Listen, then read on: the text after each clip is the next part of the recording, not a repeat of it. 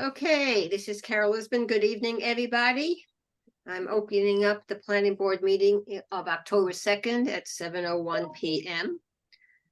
This meeting is being conducted by Zoom, so I'm going to go through a roll call vote to make sure that we know who's on from the planning board and our staff. So just please say present when I speak your name. Val Lynn. Gotcha. Jody Shu. Present. Bill Motley. Bill, I think you might be muted. No, I'm not. Okay, there you go. Okay. Yeah, here I am. Okay, George Sidgwick. Present. Okay, we have Jasmine Farinacci, our town planner. Present. And hopefully Sue Hall will join us shortly. This meeting is being conducted per the regulations and guidance from Beacon Hill. So if anybody is here and not participating in an agenda item, if you would please mute yourself, we would appreciate it. I'm going to start with, since we don't have any applicants here yet for our site plan review scheduled for 7:10, we're going to start with new business. And we only have one item tonight, and Jasmine is going to discuss a new initiative, as if we don't have enough, but a new initiative that's going to result in a bylaw at town meeting in May of 2024. I'll just kick it off by saying that I had received several calls from residents of 33 Pine Street over the last several weeks concerning construction that's going on at 33 Pine Street. This is a lot that some of you may know because I did a lot of clear cutting as well. But they're doing construction, and they were doing construction early in the morning and late at night. So I got some calls regarding noise and bylaws, and I'll turn it over to Jasmine to discuss what she discussed with Walter and how we're going to proceed. Thank you, Carol. At a few meetings ago at the land use planning meeting, Walter had discussed with me that one of the major complaints that he gets is about noise from construction. The hours in particular, whether it be very late at night, very early hours in the morning, Sundays, holidays. And Walter is remiss because there are no regulations for him to turn to. There's no way for him to enforce any type of noise regulation within the town. So that's been an ongoing complaint that he's had. It's one of the #1 complaints that he has. So in speaking with Walter and Carol, and also Scott has been in on this conversation and been very helpful with this as well, is we are trying to put together a construction noise bylaw that defines what construction is. It defines the times of day that you can do construction, whether for the planning board, of course, to review and decide on at a later date, but whether that be from 7 in the morning until 7 at night, with the exclusion of Sundays and particular holidays. There's a very good draft bylaw from Concord. There's a very good draft bylaw table that Scott put together for this, that he pulled from other bylaws in other similar sized communities. And I think it's something that would be very palatable to residents. It's very small, it's very brief. It has a section of enforcement, so that way Walter or the police, whoever we decide, is actually capable of taking an enforcement action on this. There are fines associated with it for first, second, and third time offenses, or multiple offenses after that. And it describes how those offenses are accrued over a 12-month period. It's fairly detailed at this time, which is good because it was pretty easy for us to put together. And I think we'll have something to present to you by the October 16th hearing. Wow. Assuming that Walter and Kevin have time to review it and get their comments back before that. Right. That's key because first of all, they see they're also often the brunt of many comments by citizens, so they'll have additional perspective on it. Plus, we need to make sure that operationally it works for them. It would, of course, exclude public works and emergency situations. Yes. Well. So what we're hoping for, because we have a lot on our plate for May, is to, certainly by the end of this calendar year, just have it wrapped up, have the planning board agree on all the, on the devils in the details, on all the terms. Get Walter and Kevin on board with it as well. We can ship it off to Nina before she gets inundated with other stuff for town meetings, and then just run with it in the spring through the warrant committee. So if any of you have any additional thoughts about construction, we're not going to call it construction noise. It's going to be a construction hours bylaw. If we do noise, you get into goats and roosters and all kinds of other things. So we're just keeping it simple at this point to construction hours, since that seems to be the main issue. So please let Jasmine know any thoughts you might have on it. Or if you'd like to see what we've put together this far. Also, I wouldn't mind sharing that, even though I would still consider it draft form, but doesn't hurt to look at it now. Okay, so why don't you get it out, if we're going to discuss it at the 16th meeting. Excellent. That gives you 2 more inspector meetings to talk to Walter and Kevin about it, so. Wonderful. Have we had well, I guess we'll talk about it, but just trying to, I've been, while you're talking, just trying to think like, what would be the objection that we would hear at town meeting? And obviously it would be, speed. People want their house built fast or their project done fast. But I mean, it feels to me like this would be fairly a no-brainer. But that's like bad karma to say it. Remember, you're being recorded. Good point. No, I think you're absolutely right. I think the issue is hours and weekends and holidays. So Yeah. again, so much construction is done in this town. The complaints are very obvious relative to time of day and weekends and that kind of stuff. So it should be easy. I agree with you, but we'll see. But yeah. Okay, so Jasmine will get out that to you. Maybe Jasmine, perhaps after Wednesday's inspectors meeting, just in case anything quickly comes up there. Excellent. It'll take Walter and Kevin some time to look at the detail, but they might come up with a couple things quickly.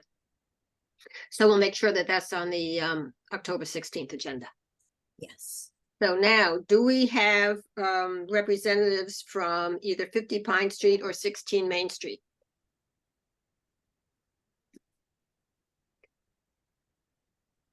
We have the Nowickis here. I think you're on mute. You're on mute. Hi, how are you? Hi there. So, do you have any of your contractors coming on tonight? No, just No. us as homeowners. I'm a contractor, so we pulled the That's right. permit. Yep, okay. I see Olga. Yes, I'm from Teesdale. Oh, okay, very good. We'll get to that in a bit then. Thank you. Okay.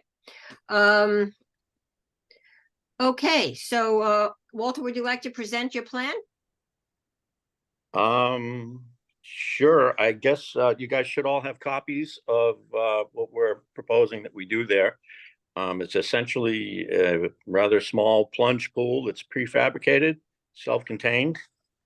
We want to kind of install it in right off our patio, which is well within the setbacks of the property. There's no wetlands on site.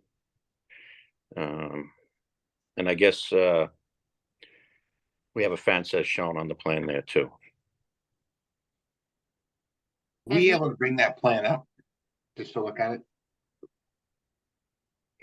Give me just a second. Sorry, bear with me. There we go. Reduce the size.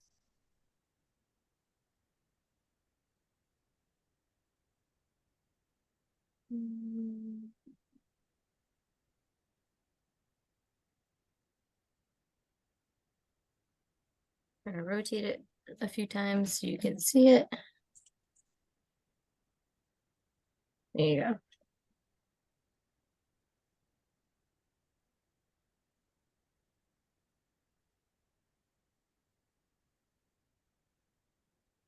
Hey, Bill, do you have some questions? No, I just wanted to just reacquaint myself with the plan is what I just wanted to do. It's always helpful to have the plan to,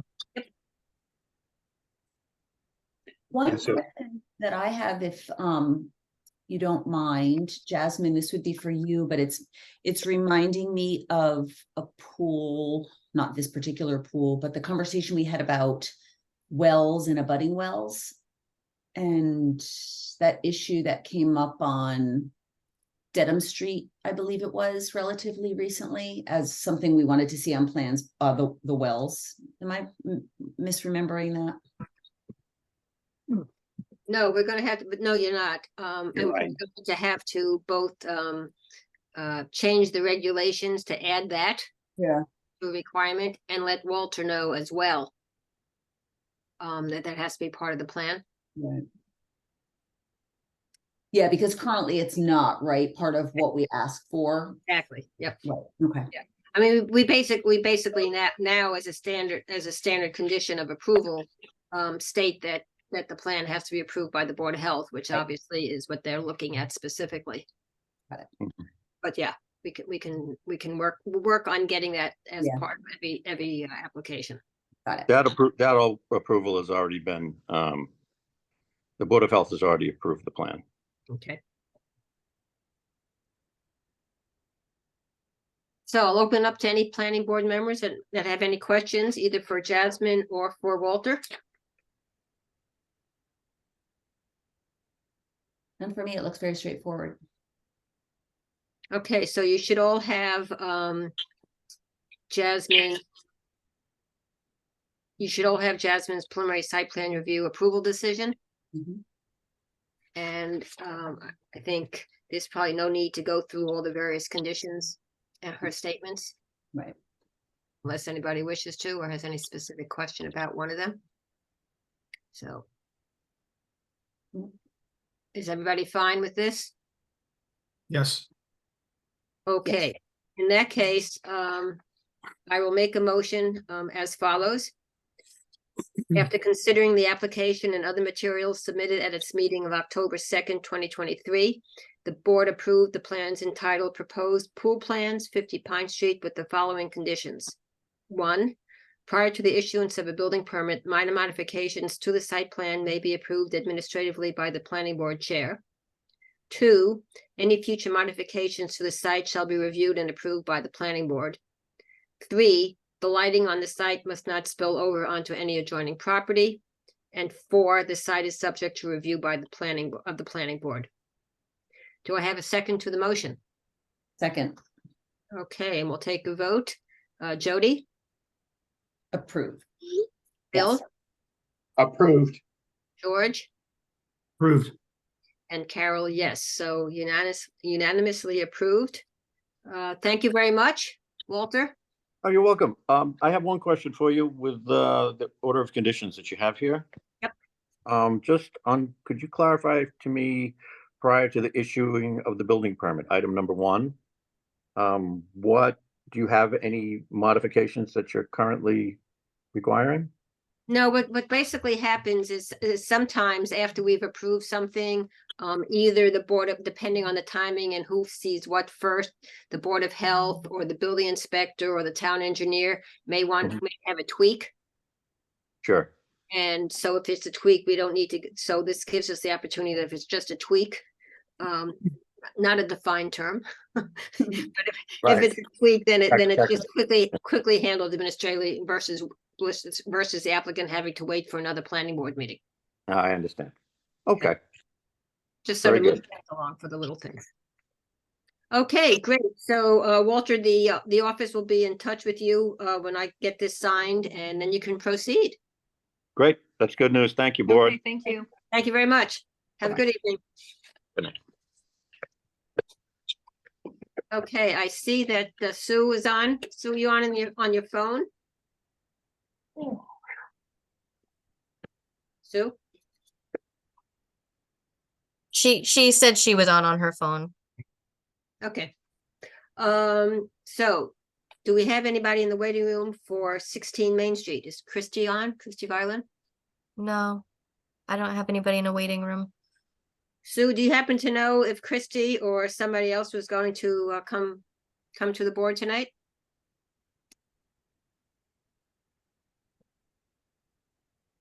Carol, I have not heard, I didn't hear from anybody. I sent them a copy of the agenda and the Zoom link on Thursday. Do we, this is, sounds like a silly question, given how long we've all been involved in the planning board. But do we tell the applicant that we expect them to be present when we're reviewing their application? Or a Absolutely. representative? Absolutely. So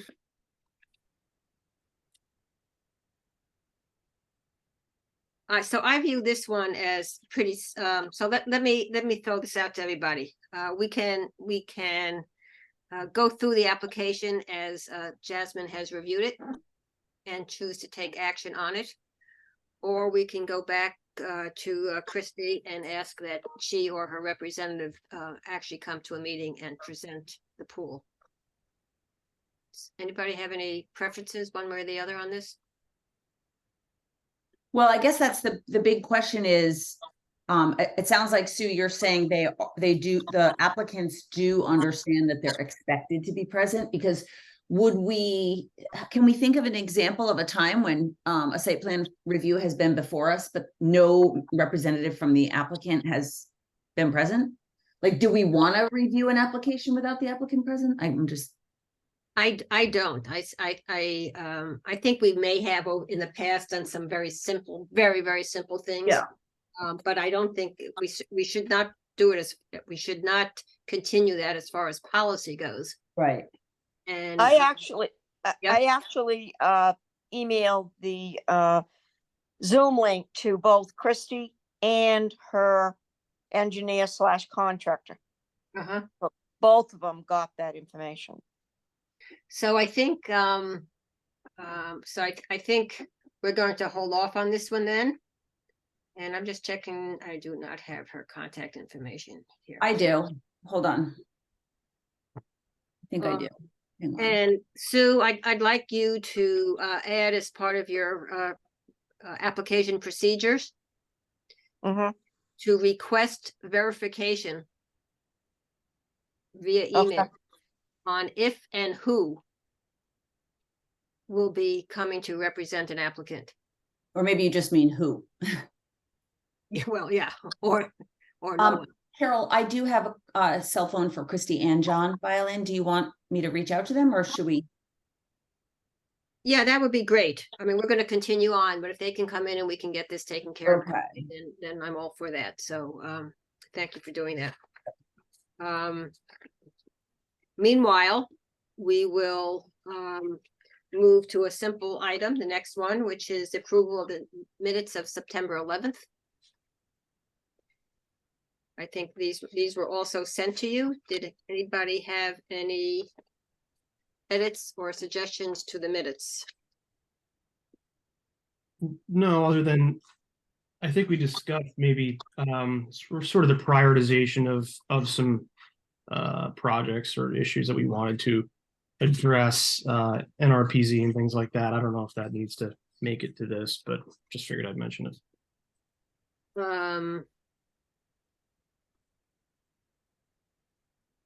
Good point, because we go through every item. Yeah, I didn't see it, like the NRPZ stuff in there. We talked about the prioritization and which bylaws we wanted to work on at the meeting prior to this. And Because this was the one in person, I think, right? Yep. Yeah. Yep.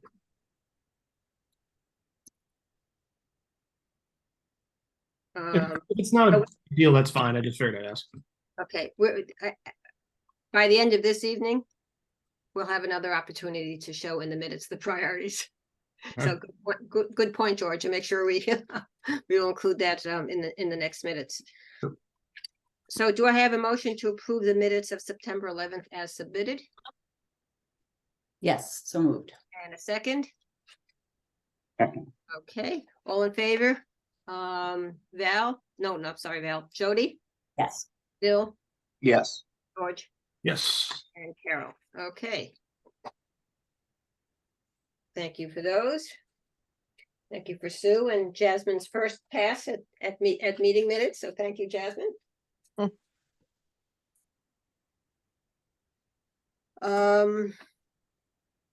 And now we're going to, we'll just put aside the pool application in case the violence respond to that. So one of the things that Jasmine and I have been working on is coming up with a way of keeping track of all our initiatives, our goals, the timeline, you know, via sort of like a per chart. Because we have a lot on our plate and a lot of things that we want to get accomplished this year, both from a town meeting standpoint and then that $90,000 that the town was generous enough to give to us. So we have to use that all up by June 30th. So the board, I don't know if if you've ever seen the spreadsheet that the Board of Selectmen uses or the town administrator uses to keep the Board of Selectmen up to date on all the various things they're working on. But Jasmine took a look at it and thought it was something that that works with the way she keeps track of things too. So probably at the October 16th meeting, she'll be able, yeah. Yes. Okay. So at the October 16th meeting, she will be able to give us a draft of our goals, initiatives, activities for fiscal year 24. And at the meeting, we can work on fine tuning it. And then it'll be something that gets discussed and reported upon at every meeting, so nothing falls through the cracks. I think that will be helpful to all of us. I'm going to move things around a little bit and switch review of the initiatives with some town planner updates.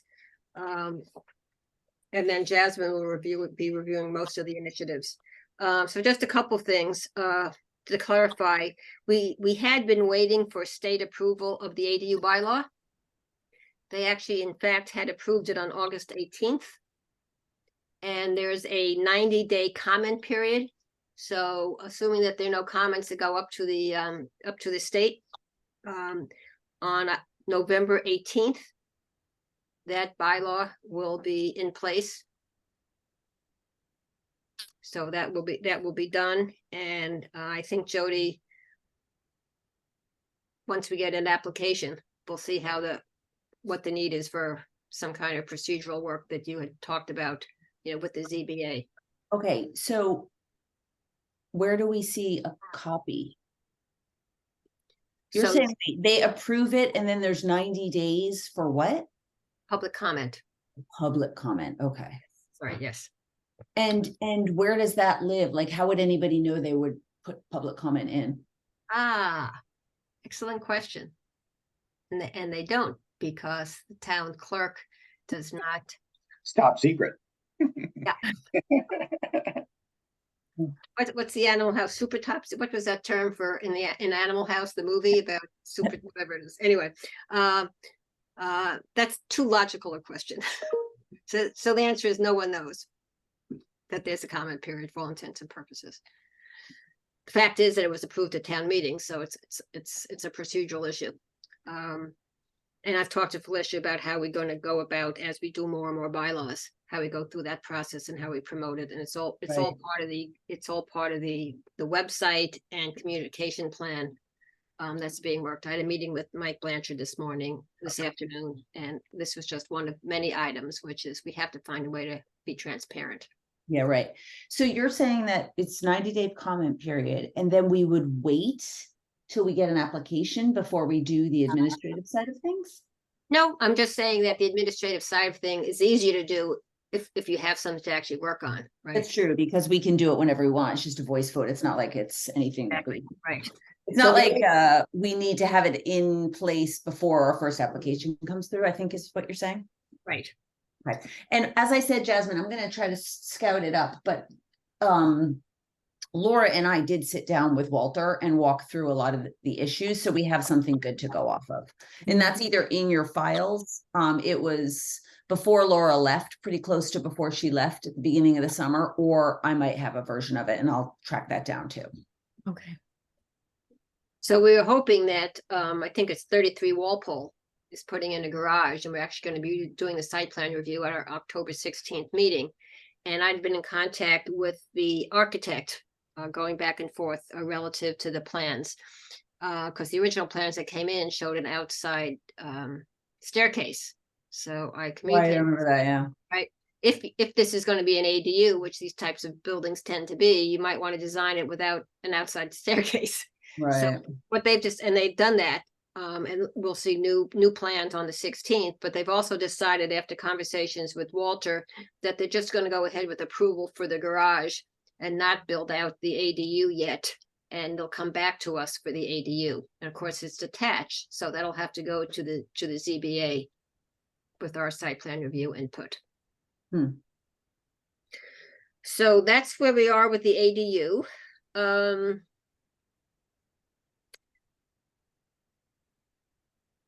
Every year there's are you all familiar with the MAPC, Massachusetts Area Planning Council, Metropolitan Area Planning Council, MAPC, right? They've done some work with us in the past in the MVP, vulnerability program, and some other things, the rail trail way back when.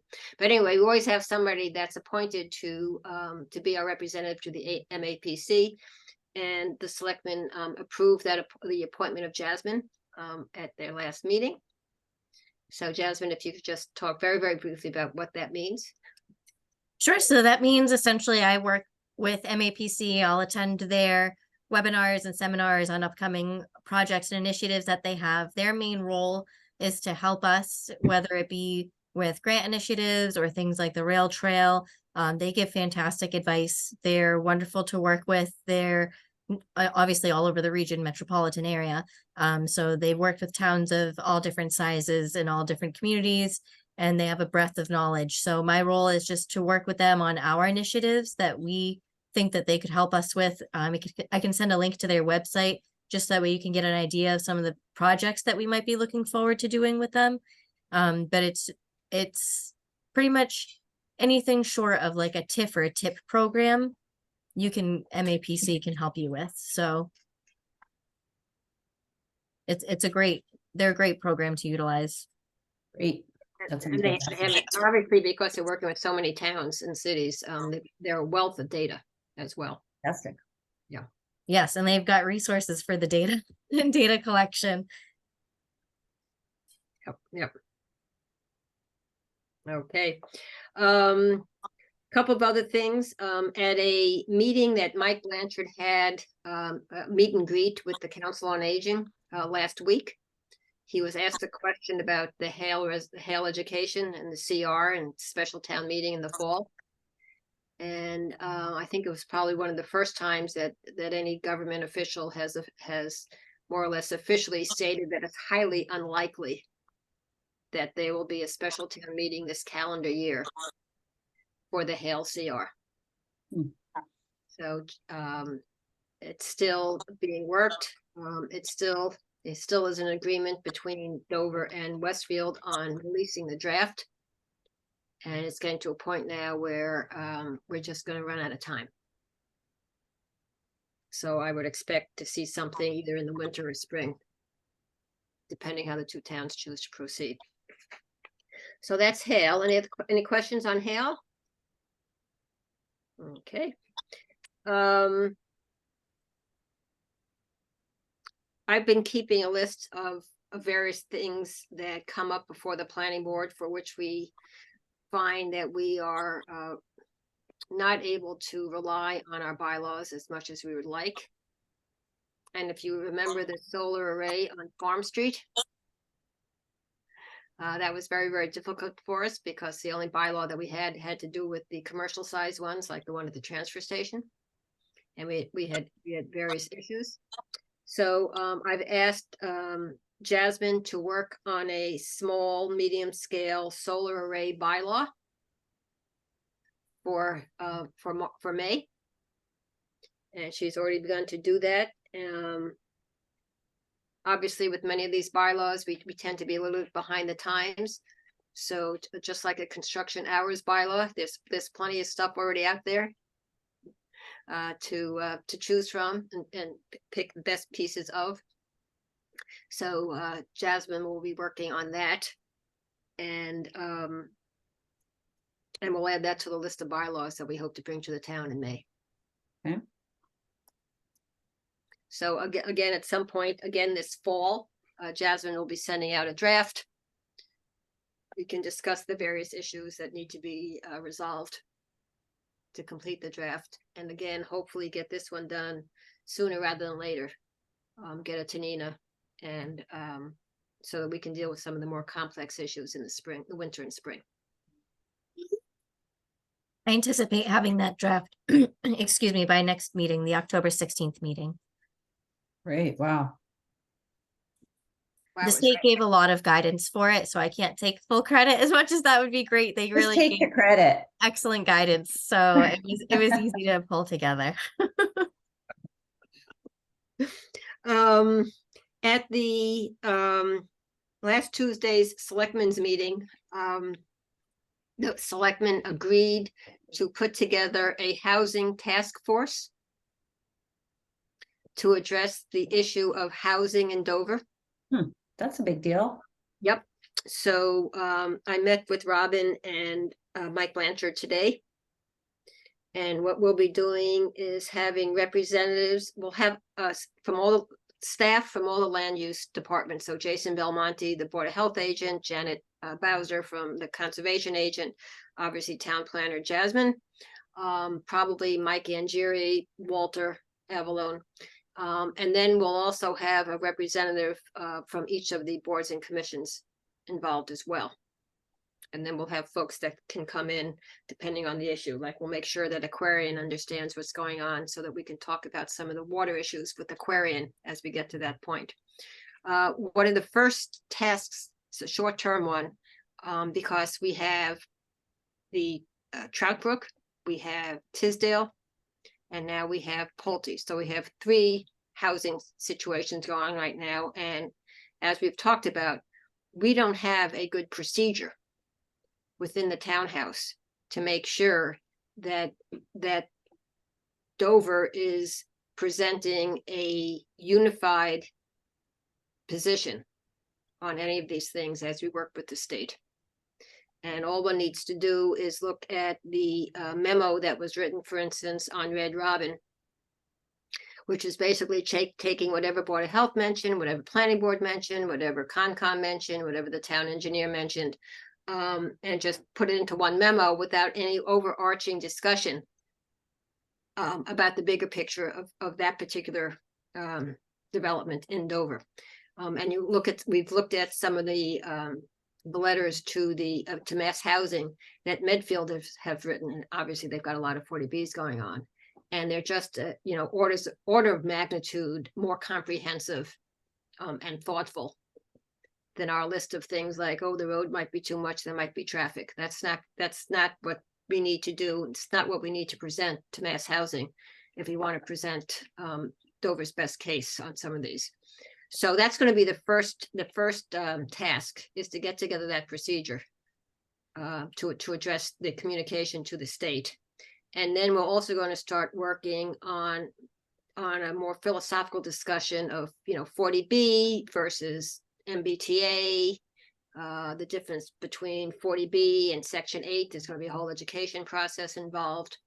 We may, I suggested that we see if we can bring in Judy Barrett, who's sort of like the consultant on housing in Massachusetts, and who the town actually uses on all these 40B projects as well, to really help step us through this whole conversation about housing in Dover.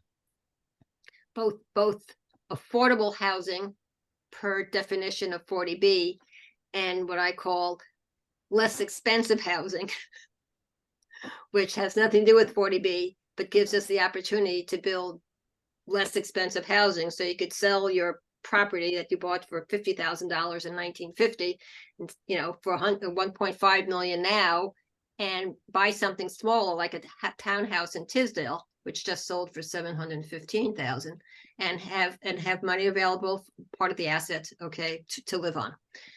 So that, and we know from all the discussions we've had that's probably more of a need from a Dover resident standpoint than 40B housing. So we're looking at it in a very broad sense. It's obviously going to be a longer term task force, but with very specific short-term requirements so that we can start to get proactive when these applications come in. 'Cause Carol, right- I'm sorry, what did you call it? What was the name of the task force? Housing task force. It's just a housing task force. Okay, great, thank you. So over the next week or two, that'll be put together. Very excited about that. It's something that we desperately need, and we've been. Carol, are you going to be the planning board designate? I would like to be, but I think that we need to think in terms, given that it's a task force, we don't necessarily get into a quorum standpoint. It's more like a working group. Mhm. So Jody, you're sort of becoming our housing guru as well. Mhm. So we may find that there are three of us for the planning board. Mhm. And as we talked about today, the fact of the matter is, if it's going to be difficult to get everybody together all the time. So every board and committee needs to have some depth, right? So we'll keep everybody informed. Yep.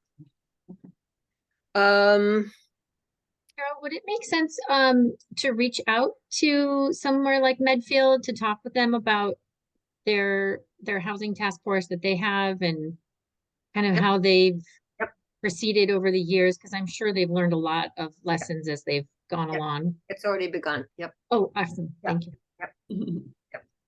Very good idea. Yeah, they they actually got the state to deny a 40B permit through a magnificent write-up that we all found independently, actually, in some of our research. Mhm. And it made us realize, like, whoa, Yeah, we don't do what we need to do. yeah. So very, very hopeful that a year from now, it's going to be a very concrete improvement on our whole way we talk about housing and address housing. And there's an overlap between what we might come out of the task force and some of the work we're doing with our bylaws. Mhm. So that's been recognized, and we might find as we go out for an RFP when Jasmine. Well, that's the next item. So we got $35,000 in our budget to start the zoning diagnostics. Mhm. So as the task force begins to coalesce around a housing philosophy, Yeah. then we have to obviously look at our bylaws and say, okay, now how do we take that philosophy and implement it within the structure of our bylaws? So there's going to be a lot of overlap there as well. So I've asked Jasmine to have an RFP ready for us to review for the zoning diagnostic by the end of the month, by the end of October, so that we can get it out there, make a decision by mid-November, and choose a vendor by early December,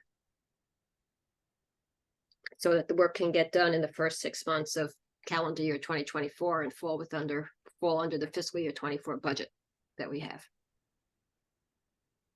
And I think the one last item that I have before we turn this over is the Board of Selectmen letter that went out to everybody on their goals. It was sent to you in an email on September 22nd. We asked for you all to send in any comments. Thank you, Jody. And we didn't get comments from anybody else. But I would like to give everybody the opportunity to opine on it before we send a letter, which we have to do before our next meeting, I believe. October 13th. October 13th. So before the next meeting, back to the selectmen on our thoughts on it. Jody, would you like to share your thoughts, since you actually? Yeah, well, actually, I had a couple. One was really, my thought was actually a question and a comment when I read it, which was that I didn't realize that we had a Board of Selectmen.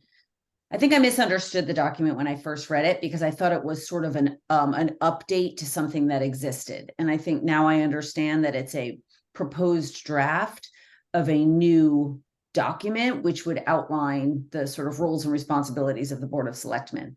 And so my question initially was, wow, I didn't know we had a Board of Selectmen who was assigned to the planning board. Who is it?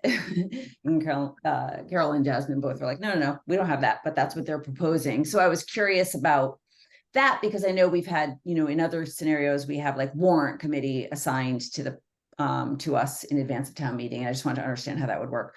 The other thing that I'm just thinking about, having thought about the document a little bit more, like a housing task force. I mean, when we talk about developing a housing philosophy in the town of Dover, does that decision rest with the Board of Selectmen in a scenario moving forward? And like, how does that get baked into or not into a document like this? So that's an excellent question. I think that something like that, there are certain broad topics, if you will, that transcend the selectmen. Yeah. And most of them end up with some synergy with what the planning board is doing. Mhm. And I think housing is one of those. Because we as a planning boards in towns and cities tend to be the ones that work on housing initiatives, Right. bylaws. At the same time, especially in a small town like Dover, the direction that we take really has huge impacts on the future of Dover. Right. So when you think of the selectmen sort of as executives of the town, and addressing something that has such huge impact on its future, you can make a case for the selectmen being involved in something like housing too. Definitely. Well, I think they are, by whether it's proactively or not, or the opposite of proactively being involved in housing, right? Because it spans so many committees. Yes, it does. Well, yes, the implementation of housing Yeah. does, but the philosophy, not so many different committees. Right. In other words, if Pulte came to us tomorrow and said, do you want us to do a 40B or an MDA Communities Act? Right. That's a philosophical decision on us, right? And that's, and that I feel, having done both roles, that we should just be working together on it. That being said, we have a situation where we've said to the Board of Selectmen, we will be pursuing the MBTA Communities Act as that law requires the planning board to do. Right. Right. So sometimes there's some tension. Exactly. That's what I'm getting at. Like, that's a form of proactivity too, to be resistant to housing. Right. So I'm just sorry to interject, but I just got an email, Sue, this is for you, from Christy Violin saying, I'm sorry, we've decided not to put the pool in. You can take it off the agenda. Easy enough. And there we go. Okay. Thank you. Thank you for checking that for us. Yeah. Great. So, I just think there are issues like that. It's sort of like water, water has been a topic that the selectmen are involved in, the Board of Health has been involved in. There was a special water study committee that George was involved in. So there are certain issues that just sort of, to your point, transcend. Right. And, hopefully we're all friendly enough and interested enough in the town to Right. identify those issues and say, okay, we're going to work these together. Right. Right. Yeah. I mean, I think we've all recognized we're all trying to get away from the silo mentality that has not really served Dover all that well in some of these more complex issues. Right. Right. And Not truthfully, to- a lot of the not to- complexity is newish, really, right? In terms of the impact it can have on the town. Maybe not all of it, but No, very true. Very true. Governance is much more complicated. Not to shift the topic here at all, but just I brought up the water task force. I was actually back and forth with Kevin Cabe just before this, hoping desperately for some update. It's been forever since I've had one for anyone. We're still waiting for the CDM Smith report, which is taking a very long time. I was told by the end of the month, but it looks like maybe it's pushed out a little bit from there. I'm being told any day now. So just because you mentioned it, figured I'd let you know that I don't have anything, but I'm here and checking in and trying. So Thanks, George. Yeah. Any other comments on the memo? Jasmine, do you have it to pull up? Oh, yes, absolutely.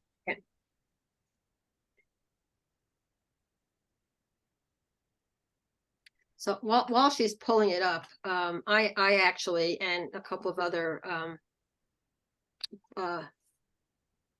nope, that's my, Oh, that's my sorry. color-coded, sheet that we're working on for your spreadsheet. Give me just a moment. So, I actually had, quite a significant reaction to one particular sentence that was in that letter. And it had to do with, the Board of Selectmen, providing oversight to independent boards and committees to make sure that we adhere to their goals.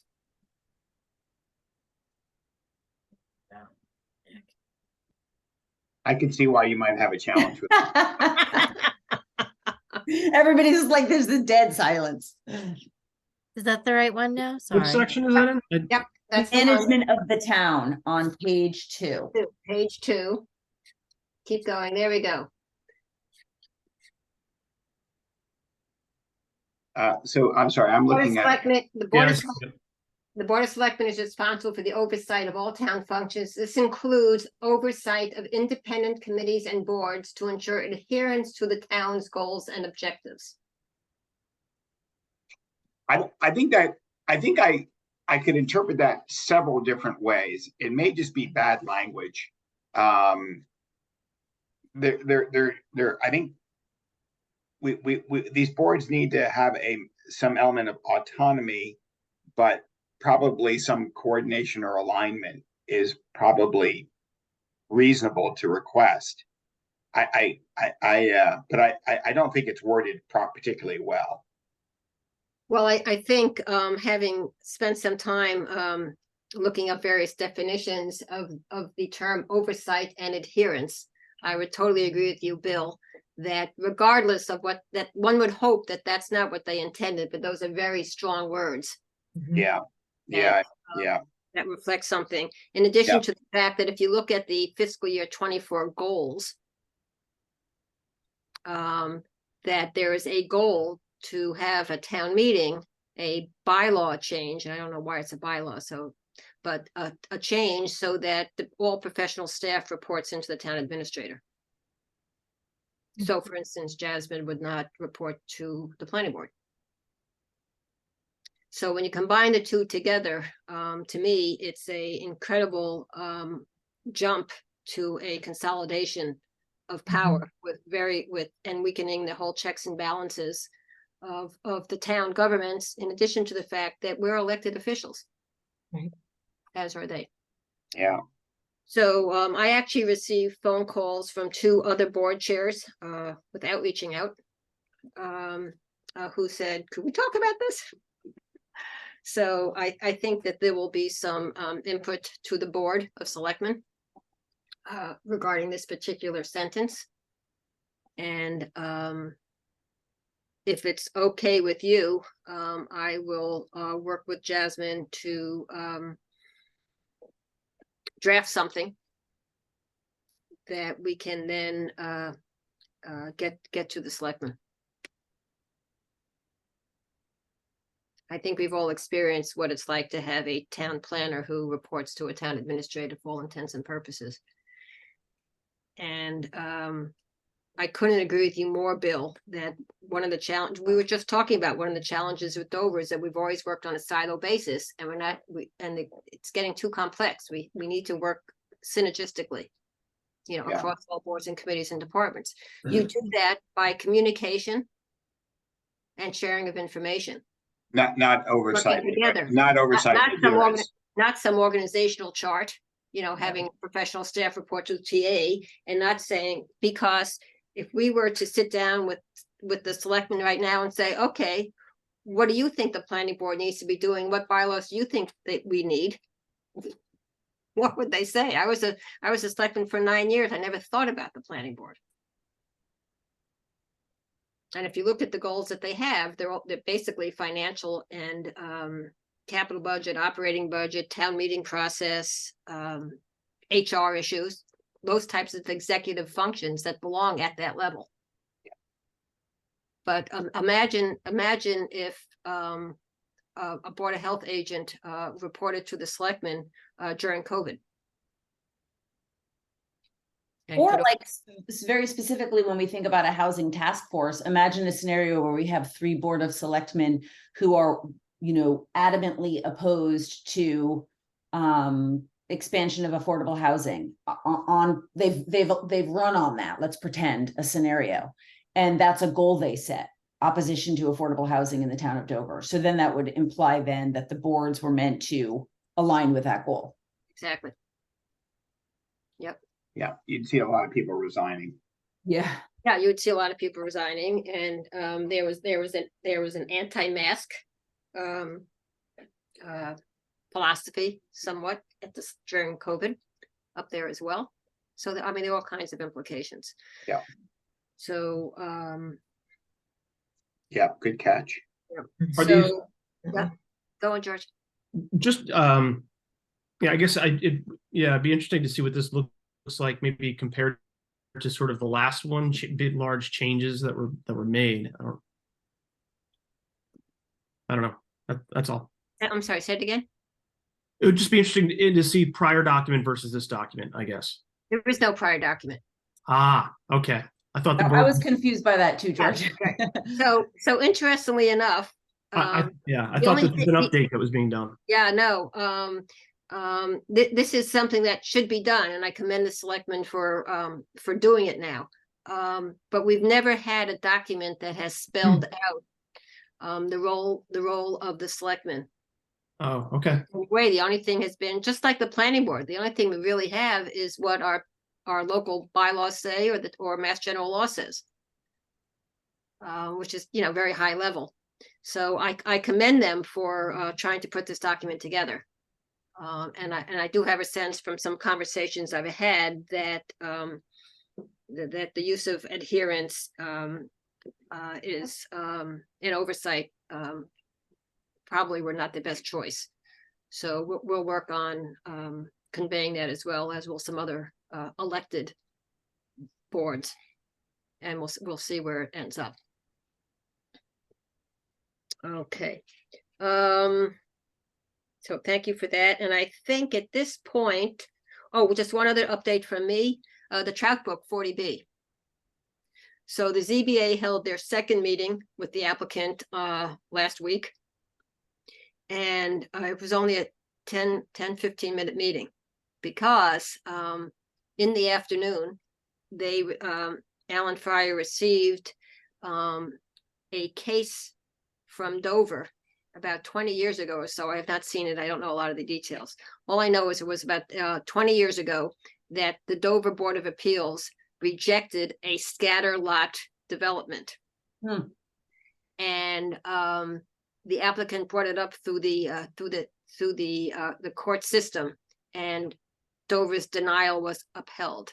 Amazing. Wow. Interesting. Now, the applicant's attorney, who was on the call last week, immediately tried to explain that in his opinion, it's not relevant because the statute that was used 20 years ago is not the current Chapter 40B statute. So the requirements of the statute were different. Alan felt very strongly that he did not want to proceed to address all the other issues involved with the 40B at this point, until this issue of deniability due to being a scatter lot, as they call it, is resolved. And town council is involved with that, I understand. Alan is going to trial as a private attorney for the month of October. So the meeting's been, the next meeting has been continued. So the public hearing was continued until November 2nd, which gives the month of October to do more research on this whole issue with the courts. So that's the latest on Trout Brook. Wow, But that's super an interesting. interesting development. Yes, absolutely. Yep. It's a And- funny thing. It's a question that's been on my mind this week, just seeing some of the things floating about on Facebook and Nextdoor about Trout Brook and kind of, being aware of it and wondering, what is the precedent for denials of the waivers? And you mentioned Medfield, and having a denial upheld by the state. And because I think that's a question that comes up a lot, that especially from, I'm noticing it just with the neighbors or the organizing neighbors, just sort of, do we have to grant the waiver? And I know the question here is maybe not, I don't know the answer to that, but I just think it's really interesting because it's a very interesting question, isn't it? So, Dover has a history of, it used to be that in the town reports, we don't do it anymore, but it used to be in the town reports, there'd be a couple of pages describing all the various lawsuits that the town was involved in the year. And Dover has had a tradition of being willing to spend the money to fight various legal decisions that either affect Dover immediately or have long-term implications. Right. We did it with a lot that was taken a tax taking lot maybe 15 years ago. It was very interesting, and the feeling was that we were going to start that the case was such that it would sort of set some new state law relative and casework because of the uniqueness of it. So it is something that the ZBA could do, and that's why I think the research has to be done more on it. But it's also part of gets back to the task force. Exactly. Right? Like who's the body that makes that decision? Exactly. Is it the ZBA deciding whether or not to go down that road, or is it the Board of Selectmen, or who is it? Or a combination of all, saying this is something that, the Trout Brook situation, I mean, those pieces of property, as we've talked about, are just so marginal, and there are risks of septic contamination. Right.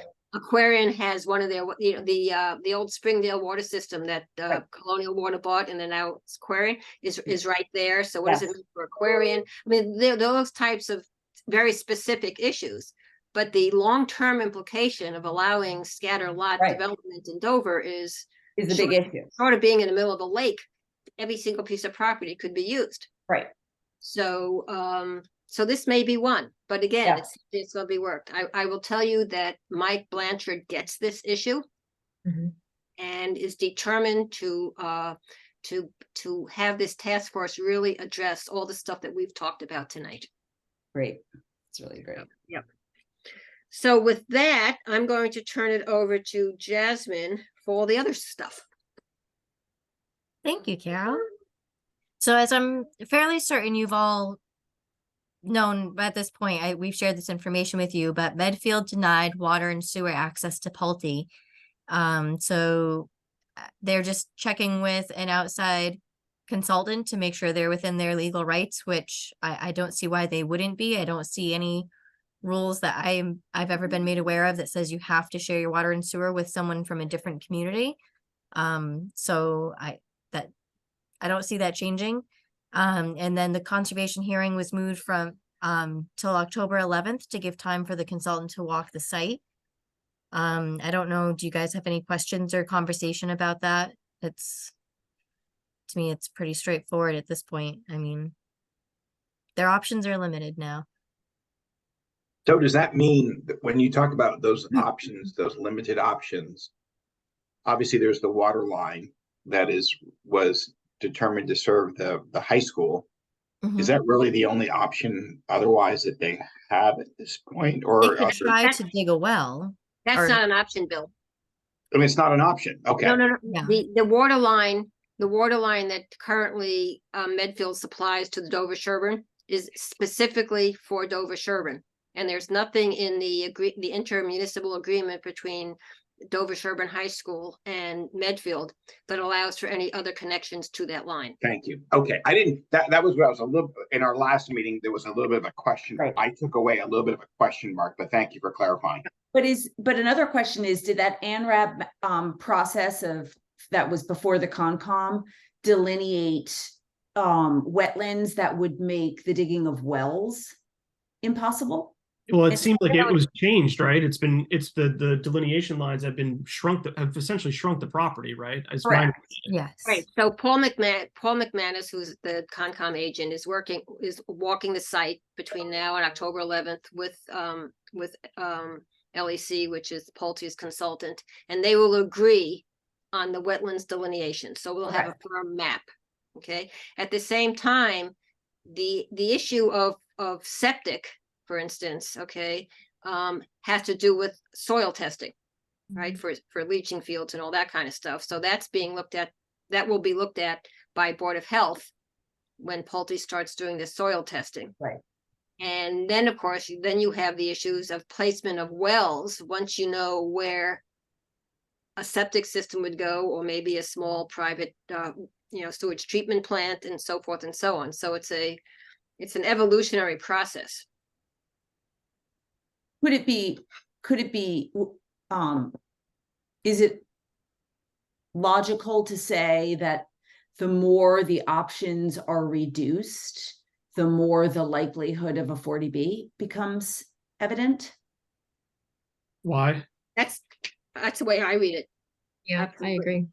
Because George, my thinking on that, and I guess I guess it's right, is that if we squeeze the options that are on the table through our existing bylaw and regulations in town when it comes to septic and well, then we leave the applicant looking at 40B, where they may have access to less stringent regulation, state regulation versus Dover. Is that sort of the right thinking about? I'm not trying to put that in, I mean, obviously it's not. No, absolutely right. I mean, the reason developers use 40B is because they can get around all the local zoning. Right. Mhm. But that assumes that we grant the waivers, because if we, you know what I mean? Like that's the Right, whole. well, yeah, right, but thing. that's exactly, so. Right. Because like a 40B is not a fait accompli if we don't grant the waivers and the state agrees that there's a reasonable, rational reason for the non-granting of the waiver.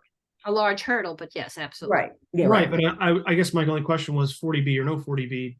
And I have no idea what this looks like outside of what we discussed already, but wetlands are wetlands, and inability to put it in a septic system is an inability to put it in a septic system, sort of a thing, right? Regardless of whatever the zoning laws are, whatever is actually feasible physically plays into this, I would have thought, although maybe that's not a hurdle in the end. Okay, so, right, but so the nuance there is that we're not talking about building on wetlands. Our local wetlands law is stricter than the state's law, Right. right? And I think I think we're at 100 feet of vegetated buffer wetlands. I think the state's at 50. So when you start constricting the site, the difference of being able to build within 50 feet or 100 feet of a wetland delineation can be very significant in what you can build. Understood. I was thinking more in terms of septic, I guess. Well, so septic, The ability to it sounds like that compromise the ability for septic to soil to be correct for this application, I guess. Well, either way, you need soil that works. That's a given. But if you can find soil that's within, and I'm making these numbers up because this is a Board of Health issue, okay? But if you can find soil that's appropriate for a septic system that's within 75 feet of a well. I get it. and We're ours are asking for 100 100, and we don't need 100 anymore. I understand that part. Yeah. Yeah. So, Yeah. right. I have a Got it. question. I don't know if you guys know the answer, but did this is just drawing on my commercial real estate experience. Did Pulte purchase the land, or did they buy the option to purchase the land, subject to the approvals? We believe the latter. Okay, because that would be good for us to know, because that is a trap door that every developer tries to negotiate, and it essentially does give them an exit strategy without incurring a huge cost. And it would be just in the course of these negotiations, we should just confer. We should just check on Right, it'd be nice to know if they have that out, yeah. I Yeah, believe, because to buy they the option is stated quite it. cheap. I believe they stated that at their August 1st meeting, I believe, and it might be. They also confirmed it in a Conservation Commission meeting that they are not the property owners. Oh, They got only it. have an option to purchase it. Yeah, Well, that's so good to got an know. exit. That gives me a Very, little, very similar to, remember when we were looking at Haven Meadows? Mm-hmm. Okay, and Mr. Corrigan had an option to buy 4 Old Meadow Road, 4 Haven Terrace. right, remember that. Yeah, that was so confusing, right? Yeah, same type of thing. Anything else on Pulte before Jasmine continues to the next? Okay, So we have not heard from Pulte anything more as their plan going forward, because they're still working through the ANRAD, correct? nor has Medfield heard anything more since the decision, as far as I understand.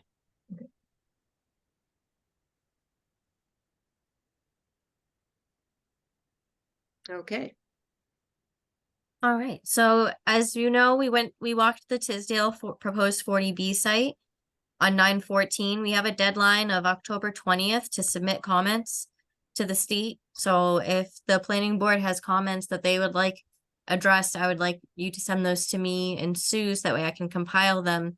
I'm still discussing with Walter and Mike and Alan about who's gonna submit the final letter. I can only do our portion of it. But I would like to see the final letter before it's sent out, just because our name is attached to it. So I'd really like to get that pinned down. Hopefully this Wednesday we'll have a conversation and be able to pin down exactly who's going to be able to write that. Alan won't be there, so hopefully he's not opposed if he's the one that we asked to write that letter. I'm sorry, I didn't give you an update after my meeting this afternoon with Mike. So, Mike is very interested in making sure that this is done in the same comprehensive way as the Medfield letter that we talked about. So, Okay. Mike is possibly going to hire somebody like a Judy Barrett, for instance, or somebody Yes, that might work with all of us to put together the letter. that would be excellent. Okay. So Carol, that- would it be possible for you to circulate a copy of the Medfield letter that you're referring to? Of Yes. course. I'd just be Jeff, curious. You, Yeah. so Mike has it, I saw it on their website. Mike Okay. has it in digital format, Jasmine. Perfect. You get it from Mike and then forward it through. I'd love to see like what you perceive as a very comprehensive, thoughtful approach. It'd be a great model to have in front of us. Yes, exactly. Yep. Excellent. So I'll Yeah. get that to you early this week. As soon as I get it from Mike, I'll send it forward to the board so that way you can review it. The NRPZ with Jeff Lacy, his proposal came in at $10,000. He did revise that for us. And we received the grant, we signed it, we sent it back. We're just waiting to hear back from the state to make sure that they've received the signed application. Mike and signed it not last week, the week before, and Mona sent it back out to the state. So we should hear back from them very shortly and hopefully be able to get going on that. Jeff is very excited. He says he has the time, so he knows that we're just waiting on hearing about funds before we can reach out to him and get the official ball going. But once we do hear about the funds officially, he'll be ready to get going. So Val, we can get together with him, see which dates he's available. NRPZ is actually Jody. Yeah. Oh, I'm sorry, Jody. I'm sorry. okay. Wrong, mixing you guys. I no worries. apologize. I have a file that was Jeff's proposal from May of 23. Has that been updated or I have an changed? updated one I'll send to you. Thank you. Yes. Yep, so you just let me know when you're ready. Yeah, I think the update is simply the price. Oh, Yes. got it. Okay. Yes, nothing, no verbiage was changed, just the price of it. Got it. So any municipal contract that's $10,000 or over has to go out to bid. Mhm. So this proposal is at 9,900 and something. 90, yeah. Yep, so, And Um, we also have money that, of course, it's totally usable for other things, but when we're looking at our $90,000 of consulting money for the fiscal year 24 budget that we presented at town meeting, 10 or 15,000 of that was for NRPZ. So if we need more, we have Okay. over the $12,000 grant, we have it available as well. Great. And then I met with, thank you very much, Bill and George, for meeting with me last Friday about village center bylaws and regulations. It's just a preliminary conversation at this point about setting up essentially guardrails to protect the village center from development, because as it stands right now, there are no regulations that would protect Dover against somebody putting in a 3-story full glass front building that is just out of character with the town. I mean, aside from regular height regulations, but there are no bylaws that require anybody to be in kind with the neighborhood, to address parking concerns, crosswalks or sidewalks to get to their stores, any multi-use development. None of those things are being addressed right now. So there's very little protection in the village center as to what type of development can be proposed there. And so we met this Friday just to discuss sort of guidelines that the Brovitz company, right, Carol, that was the name of it, had already actually done a lot of the legwork for. So you'd already had a lot of these large public information sessions, open meeting forums, where they discussed what people would like to see. They already did a lot of that information gathering for us. So I'm going to pull from that report and take some small actionable items that the board can take so that we can discuss and prioritize them. So we can hopefully get some bylaws passed for the town center. So that way it's developed in a way that's palatable with the community. It's cohesive with future plans, such as complete streets and safe streets for all. Maybe things such as, shared use, whether it be retail on first floor and residential on the second floor, or shared parking. There are 100 initiatives that you can go after for your town center that you're just not set up to do right now. So that's something that I'm working on. I'm hoping to be able to get you actionable items by the end of this month. So that way it's a large report. So I'm trying to break it down into as palatable pieces as possible. So that way we don't have one large bylaw that completely overrides your downtown at once. I don't think that would be welcome by the community. That's usually very scary. It's a large undertaking. So I think it's a lot easier if we take it into smaller portions that we adjust by importance for Dover, what we think would be the most important thing, whether that be restricting building height or shared parking or whatever it might be that you think is the most important from those deliverables that the Brovitz report came up with. And then, of course, we can obviously expand on that from just our basic knowledge. And if we feel the need to have future public hearings and more charrettes, we can do that as well. But it sounds like a lot of that was already done. So the consensus is in from what the people wanted. It seemed, from what I've seen so far, to be pretty cohesive, which is very lucky. So, thank you, Jasmine. That was great. And I think that one of the suggestions that you had made that we should talk with the planning board on is the idea of creating a design review committee. And so could you just explain to everyone how a design review committee might play into, this village center review process as it relates to the planning board? Absolutely. So in a lot of other communities that I've been in, they've established a design review committee. So they'll take in the Brovitz report. They'll oftentimes be made up of people such as myself, Board of Health, the Department of Public Works or Highway Department, however you phrase it, building department, and some members of the public as well, and somebody from the planning board as well. And essentially, this board is put together to review these bylaws that are before you and reviewing them against certain design criteria. So something that I think you said you had done was wayfinding and branding in that report, that he had really done a lot of, it sounds like minutia, but it's not. These details such as building materials that you'd like to see, lighting that you would like to see. So a design review committee would really take all of these recommendations and help you prioritize them and report back to the planning board.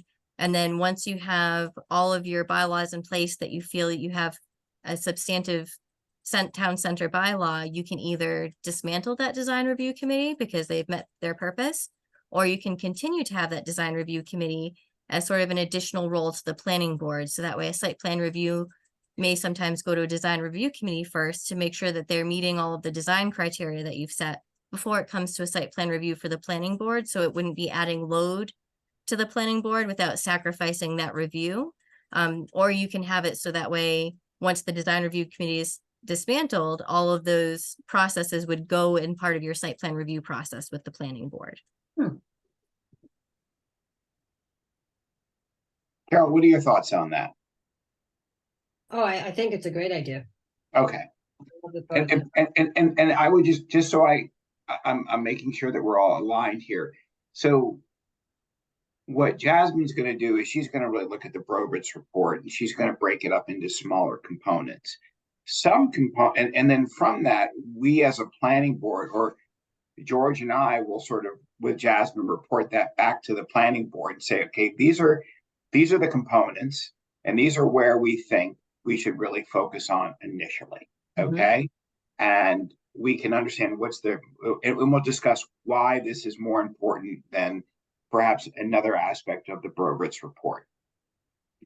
If the topics that we want to focus on may not require sort of a design review, then maybe that's not a priority, but it's very possible that what we do recommend would require that more intense, in-depth review of design aspects relative to the village.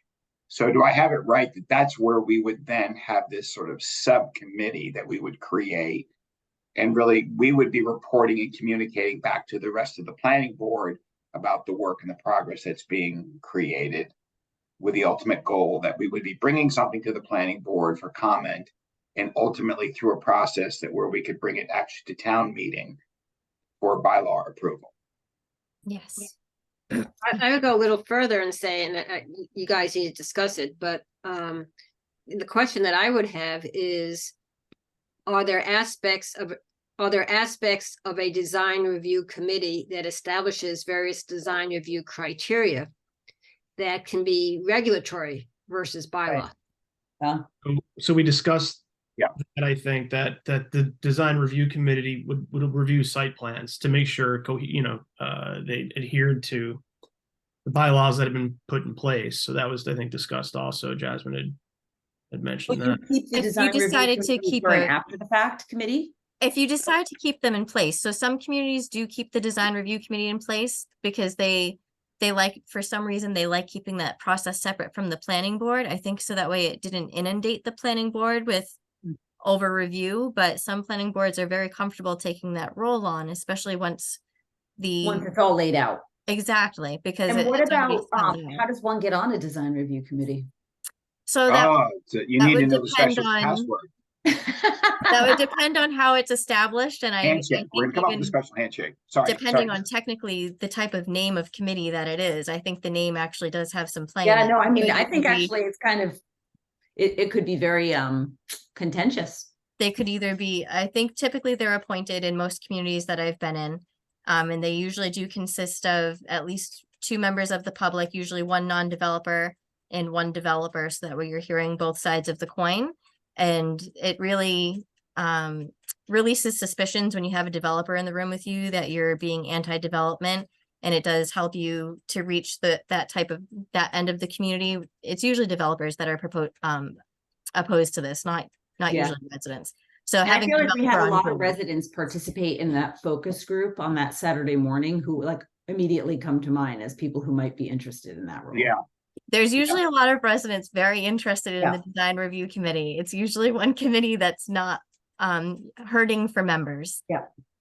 Because it's something that's exciting to the town. It obviously has a long-lasting impact. Yeah. And it's something that's very important to most people. That's why they're in Dover, because of Right. how it is to them aesthetically. Yeah. And one of Jasmine's comments were that you probably want to try and keep that committee to a fairly small number to avoid a lot of too many disparate opinions.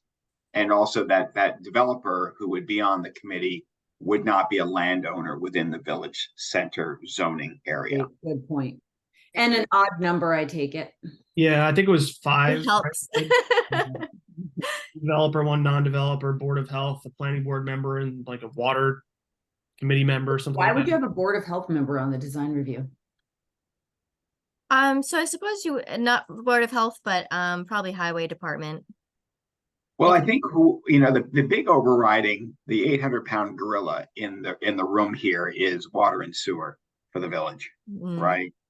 So whomever is going to be able to speak to that most knowledgeably, I think would be helpful. And I don't know who that person would be, but clearly that is something that we're ultimately going to have to that issue is going to be staring us right in the face at some point. So we Okay, need to I be think But that's. I a think I totally- misunderstood though. Like Yeah. I thought we were talking about design aesthetics. I mean, I would assume that water and sewer is baked into any bylaw. That we would defer to Board of Health, whatever, in the town. I was thinking we were talking about sort of the aesthetics of what we would, how we would review proposals. Well, I think that what I was just referring to is that when we unpack this Brovitz report, we don't necessarily know that the issues that we're going to prioritize are specific to design review. They may very well be. Yeah, no, I totally get it. We talked about that when, remember, we were like, whoa, this is going to like freak people out so hard. Where do we even start? Right. And we know, to your point, Bill, that and to me, they're distinct at this point in time. Design review, I was thinking the same way as Jody was thinking, right? Aesthetics. Yeah. Aesthetics. And that's where I get into my question of how much of this can be regulatory versus bylaw. Okay, so I think that's something that has to be explored. The elephant in the room is the development of that whole area, and that has to do with the septic and the Right. water. Exactly. To me, they're totally Like parking. Yeah. And Okay. parking, to me, parking, septic, water are huge. Structural. issues. They're like infrastructure Develop- questions. Right, and they're development issues versus architectural issues. Exactly. Like I I was agree with imagining that. we have an For instance- architect on this committee who's Mm. got Right. a point of view, design point of view. Maybe those are our 2 public members, if that's the way it goes. It's like you got the developer who's not a landowner. You've got, I don't know what we said, whatever. And then our public members are design professionals. Yeah. And what we had when we had met as Jasmine is sort of parsing this report by Brovitz apart, George and I were going to start to work up a list of names of people that we wanted to bring to the planning board to sort of suggest how we would begin to put this committee together and get everyone's feedback. Well, That sounds great. well, to answer maybe some of these, when we set this out, it wasn't a design review committee as in sort of what should the shingles look like. It was more around, look, this is an area of town, as Bill had pointed out, that most likely will be developed. How do we want it to look and how do we get it there? Versus putting guardrails around what can and can't be done in the town, period. So we started out from that. Right. And then it was, I think originally we had discussed, as Carol mentioned, regulations versus bylaws, because it's just sort of an easier path. And where we ended up was Jasmine mentioning that, well, regulations just kind of don't have enough teeth for what we're trying to do. Why don't we just concentrate on a couple of items that would both become guardrails and allow for the development where it's likely to occur? So those things being, as she mentioned, the height of buildings, the number of floors, size, things like that. And that was more along the bylaws that we were looking to put together under the design review committee. So just to be clear, this wasn't what color should the buildings be kind of a thing. It went beyond that in order to accomplish these sort of larger goals. We already have setback bylaws, we have height bylaws, we have those types of things, okay? What we've been talking about, and my concern is that we don't lose sight of the fact that we are worried that while we try to get all this done, something happens. Right. okay, that we have to let happen. And that's why I keep getting back to regulations that provide some type of guardrails, whether it's to use the example before of, the CVS windows of glass, right? Whatever it is, those to me are design issues that can help us in the short term. If a developer comes in, buys a piece of property over there and wants to put up a building. Mhm. Yeah, I thought that was a very good point that you made. And so, Jasmine, is that an option for us? I mean, I know regulation is more subject to lawsuit, but maybe does that sort of bridge the gap? Because these things could take longer than when we would hope it would. Yes, absolutely. You can do town center design guidelines that would address that. Okay. Because I think Carol's right on. I do agree, and that was a concern initially that I had, but I was sort of dissuaded by your comments that that essentially regulatory doesn't really regulations don't really hold the test of time. But it may be what we need in the interim to get us where we ultimately want to get to. Mm-hmm. And a concern that, was brought up was that, if we go this other path, we're looking at, a minimum of 2 years before anything actually gets done here, right? That was my concern that Yeah. Right. Okay. I just think I know it's a workload, but I think there are a couple of things we need to work in parallel. The short-term guardrails, okay, and the longer-term structure, bylaw structure. It's just my thought. Right. Well, one of the first things that we need to do is we need to actually create a village center zoning map. We don't even have that yet. We've only talked about that in theory to create. So that would be one of our first initiatives. Yep. I would also encourage you all to talk with Kevin McCabe in the highway department, because I know he had mentioned to me in the past that any future municipal projects that he would be working on, he would plan on implementing a low impact design feature to it. And so I think when you're talking about what are the sidewalks and the parking and things like that going to look like, or any redesign of the streets, I'm sure he probably has some sort of a plan of what he would like to see going forward. So I think it just would make sense to work closely. Thanks, Val. That's great. That's a great thought. It's a great point. And also all this LID type stuff and tip and everything else. I mean, that's also where MAPC can come in handy. In complete streets. Yes. Yes. Yep. There's a lot of grant money, I think, that Dover could be eligible for through complete streets and probably the MAPC. Yeah. And Jasmine, if you look through the Brovitz report, I think they highlight some of the shortcomings of our current bylaws to accomplishing what our goals would be. And if I remember, some of those were sort of the sidewalk width, was it, Bill? There was some that were unusual. The parking required, I think. The Parking is a big issue. were so, those types of things. I don't know if that can be done I don't know if that's regulation or bylaw but those are, again, if we're looking to sort of create what we want to create, certainly things I think that need to be taken a look at. Well, sort of the approach that that Val and the tree committee took on the Conway School report, where there were, I'm just going to make up numbers, 40 or 50 recommendations. And the committee went through and said, okay, well, where's the low hanging fruit? Right? What can we get done quicker? What can we do synergistically with the DPW and stormwater and that kind of stuff? And after we get through all of that, what's left that we have to work on that's more complicated to get to yes to, whether it's a bylaw or a town meeting and whatever. Yeah. And the stormwater management stuff will probably, not probably, it will impact your village center design. Yeah. Absolutely. So we're going to be meeting, and so Jasmine, are you still good for meeting next Friday? Not this coming Friday, but the following Friday? Yes, absolutely. Okay, great.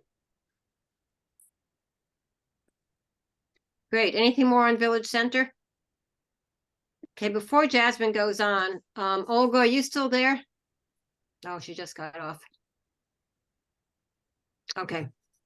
I'm gonna have to apologize to her because she signed on to hear about Tisdale and I didn't recognize her when we were talking about it. So, okay, continue on, Jasmine. We did extend Jeff Davis's contract with for the MBTA 6 months, so that's extended until March 31st of 2024. So hopefully that should be plenty of time for us to get to where we need to be, I hope.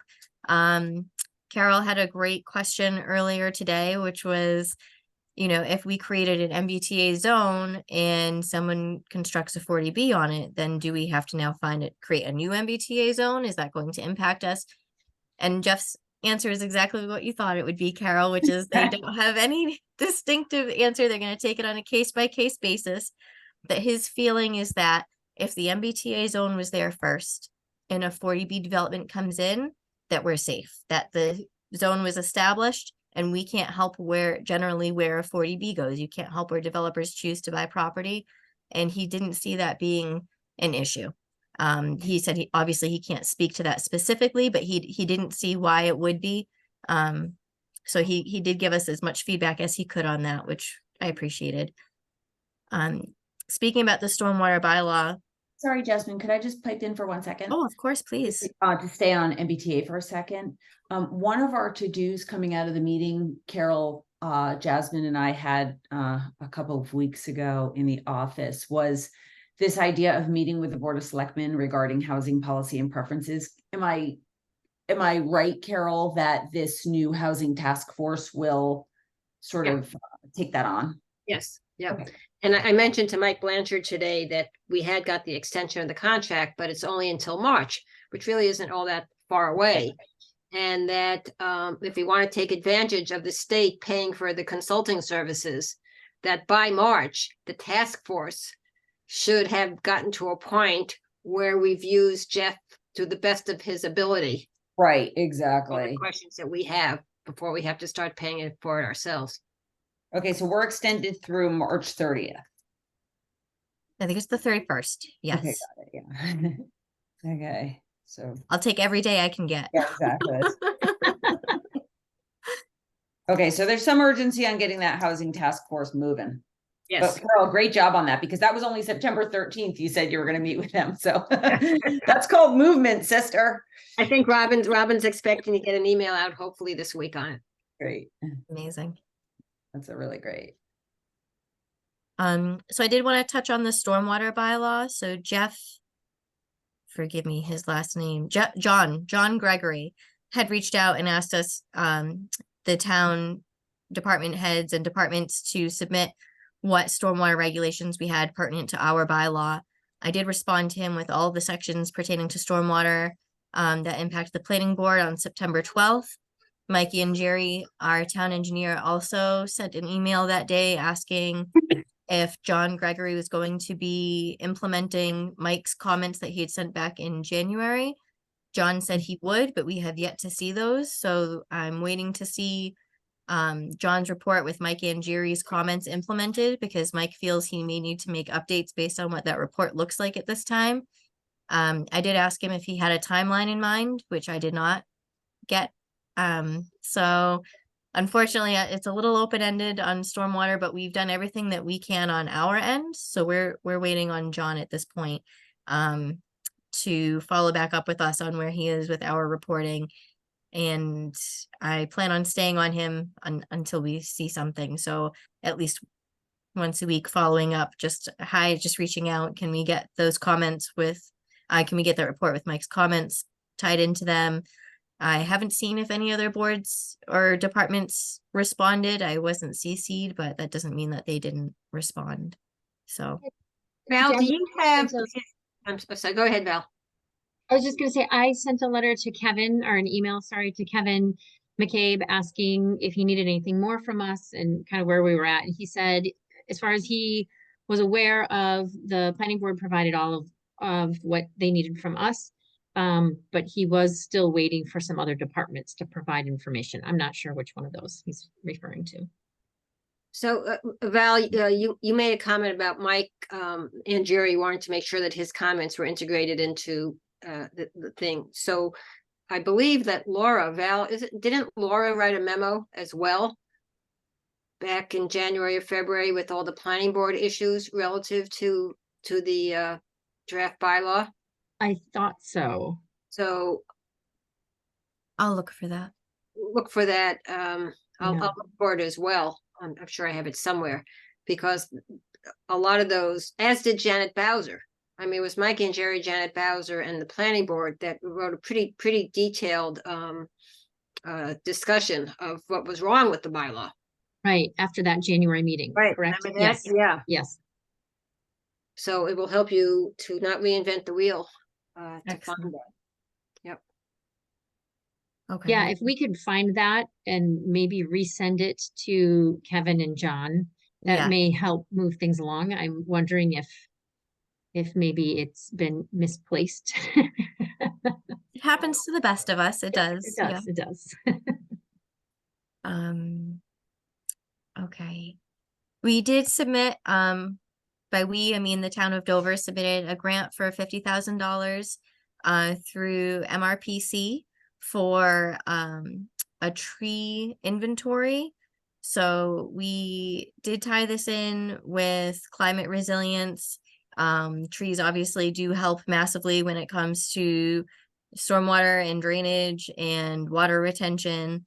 It was also tied into a lot of other reports and projects that the town had taken on previously, so it wasn't a standalone application. It did reference a lot of the work that you'd already done, Val, on trees, and we referenced the public hearings and the public education and outreach that you've already done on that, and how this ties into that work, as well as our stormwater work.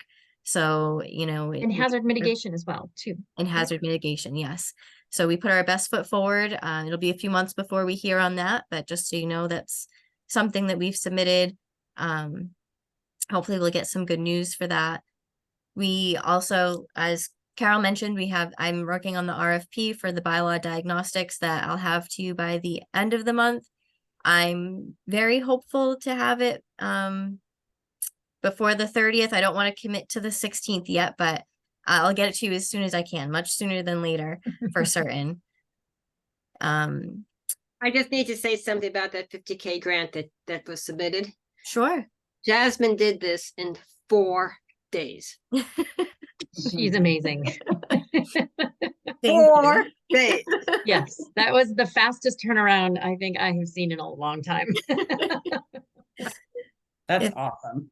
It was my pleasure. I love grant writing. If I'm a sucker for anything, it's a good grant. So never look at something and go, oh, there's no way we could get this in. Always ask, because I'll stay up all night if I think I have a chance. Very need to clone competitive that Jasmine. way. The grants are absolutely one of my favorites. And then as far as I'm still looking into the 53Gs, as far as if the planning board is allowed to utilize that. I do have a conversation with Mike later on this week. So I'm just gonna pick his brain, and I know we had mentioned it to Nina as well. So hopefully we'll get an answer for that sooner than later, because it would just be nice to know what our options are before we need to rely on them. It'd be nice to know if we can have a 53G account before we have a development that requires us to open one and we don't have the ability to. So it's just nice to know if there's any hurdles, if we have to cross to be able to utilize that, what they are, and so we can address them now before we're in need. Sorry, what's the 53G, just to remind everybody, right? So that's the code that allows, for instance, in Dover, the ZBA and the Conservation Commission to require an applicant to pay for the town to hire their own consultant. So for instance, on Troutbrook, for instance, we've hired Ecotech, which is Paul McManus's company. He's been our agent for a long time on this, to take a look at the consultant's work on their view of wetlands. So we have our own consultant checking the applicant's work. And for instance, Judy Barrett has been hired by the ZBA to help oversee the whole ZBA process for Trout Brook, and it gets paid for by the consultant. It's a negotiation with the consultant. They have to agree. There are limits to it and everything else. If you remember 2 years ago, I think it was a 2 years ago, Maytown meeting, where the Conservation Commission wanted to increase the amount of money that they wanted to up the amount that an applicant would have to pay for a consultant that Concom wanted to hire. And it got rejected, which didn't make any sense at all, because if it costs more, then the taxpayers pay for it. But anyway, when you think about something like Pulte, you know, if it's a 40B, then it falls under the ZBA and they can do all this. But if it's MBTA communities or multifamily or whatever else we might negotiate with Pulte, if we don't have the ability to hire consultants at their expense, then that's a serious, serious issue. Mhm. So trying to find out whether we have the legal authority to do that with whatever bylaws and statutes and stuff in existence is what Jasmine's trying to find out. Great, thank you. And I think that's everything on the list, Carol, unless I missed. Nope, I think so. I have two short little things. If any more questions for Jasmine on anything that she's working on, anybody else is working on. So I'm going to segue the fact that we've spent a good bit of time talking about some real substantive stuff. I mean, if we thought last year was busy and productive, this year looks to be, you know, even more so. And it brings up a problem, quite frankly, guys, that we have, guys being everybody, okay, which is emails go out requesting input to the town planner, and we never get it. So we end up spending, we spend tonight talking about something that we then have to draft a draft for you to review. When had you given input to Jasmine, we could have been looking at the draft tonight. So it just delays the whole process of some of these things. And as we know from last year, as you start getting to drafts of bylaws, the devil's in the detail. So out of respect for Jasmine's time and all the things that we're all trying to do, please, I know everybody's busy, but please, when an email comes out saying, could you please get back to Jasmine by a certain date so that she can integrate your thoughts into something that she's going to present to the planning board, it's really important if we're going to be productive. No, it's Yeah. a fair comment, and I'm a guilty party in that area, so I totally understand the point you're making. And not and I have no defense, but what would be really the one thing that would, having said what you did, Carol, what would be really great is on the subject line, if it could just be noted, because we do get a number of different things from the planning board. Yep. But if it is a situation where this really does need to get feedback from some sort of notation in the subject line, will definitely get my attention, knowing that, you know, I don't want to gum up the works, right? And I completely agree with everything you're saying. So something like deadline in red. Yeah, It's response something. required, something Yeah, like that. Something like that. Yeah, that will definitely Okay, make me quickly realize that this is something that I can't print out and take home and review over the weekend, right? great, appreciate it. Okay, No, and I- and obviously we will try to get stuff out to you with as much time as possible Yeah, for review. So, thank you. thank you for that, Bill. And that's a great idea. So that also ties to the next thing, which is making sure we have a quorum. So Sue's going to be sending out an email every Tuesday now to see if we have a quorum, because the amount of work that has to get done on a Wednesday. So the office is closed on Friday.